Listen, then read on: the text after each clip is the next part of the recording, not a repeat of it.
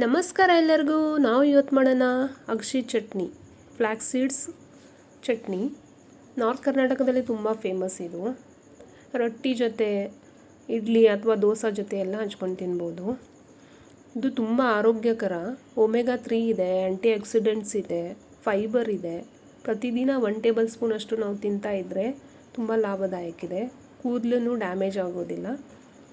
ಫಸ್ಟಿಗೆ ಒಂದು ಕಡಾಯಿ ತೊಗೊಳ್ಳಿ. ಅದರೊಳಗೆ ಅಗಸೆ ಬೀಜ, ಬೆಳ್ಳುಳ್ಳಿ, ಜೀರಿಗೆ, ಕರಿಬೇವು ಹಾಕಿ ಚೆನ್ನಾಗಿ ಫ್ರೈ ಮಾಡ್ಕೊಳ್ಳಿ.